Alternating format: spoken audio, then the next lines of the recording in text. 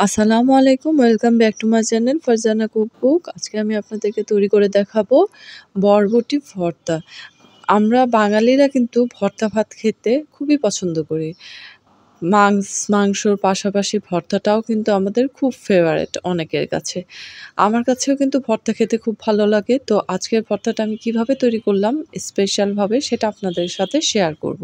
একটা ফ্রাই প্যানে রসুনের ৩ টা কোয়া নিয়ে নিয়েছি বড়, বড় সাইজের এবং ২ টা পেঁয়াজ কুচি মাঝারি সাইজের নিয়ে সেটা একটু হালকা লাল হওয়া পর্যন্ত ভেজে নেব। পেঁয়াজ রসুন ভাজা হয়ে গেছে, আমি এগুলো উঠিয়ে রাখবো। দেন এই ফ্রাই প্যানতেই কিন্তু আমি আরও একটু সাদা তেল দিয়ে ৫ ফোড়ন দিয়ে নেব। হাফ চা চামচ থেকে একটু কম ৫ ফোড়ন হালকা একটু ভেজে আমি এখানে বরবটিগুলো দিয়ে দেব। বরবটির সাথে আমি এখানে কাঁচামরিচ দিয়ে দেব। আজকে কিন্তু আমি এই ভর্তাটা করব কাঁচামরিচ দিয়ে সম্পূর্ণটা। চাইলে কেউ শুকনো মরিচ দিতে পারেন, কিন্তু এই ভর্তাটা কিন্তু কাঁচামরিচ দিয়ে খেতেই অসম্ভব মজা লাগে। সবাই কিন্তু কাঁচামরিচ দিয়ে একবার হলেও এই ভর্তাটা করে খাবেন, দেখবেন আপনাদের কাছেও অসম্ভব ভালো লাগবে। এখানে আধা কেজির মতো বরবটি আছে। এই তেলেই কিন্তু বারবার বরবটিগুলাকে ঢাকনা দিয়ে ঢেকে ভেজে নিতে হবে।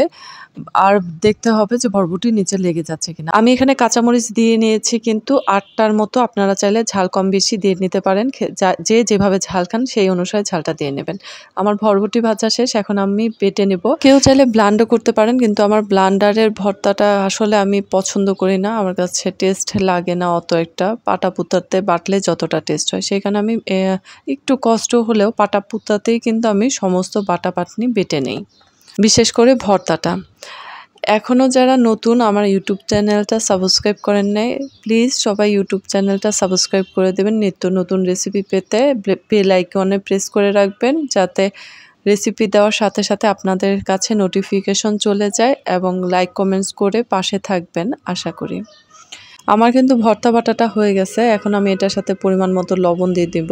ভাজার সময় যেহেতু বরবটিতে কিছুটা লবণ দিয়েছি, এখন একটু কম দিতে হবে, বুঝে দিতে হবে। আমি এখানে ১ চা চামচ লবণ দিয়ে নিয়েছি, সাথে সরিষার তেল দিয়ে মাখিয়ে নেব পরিমাণ মতো। তো এটা আমার মাখানো হয়ে গেছে। এবার পরিবেশনের পালা। দেখতেই পাচ্ছেন অসাধারণ একটা কালার আসছে ভর্তাটার। এটা দিয়ে কিন্তু ১ প্লেট চাইলে কেউ ভাত খেয়ে নিতে পারবে, এত মজা হয়েছে।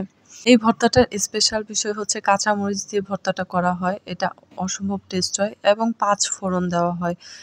এই ৫ ফোড়ন এবং কাঁচামরিচটা কেউ মিস করবেন না, তাহলে কিন্তু ভর্তার টেস্টটা অন্যরকম হয়ে যাবে।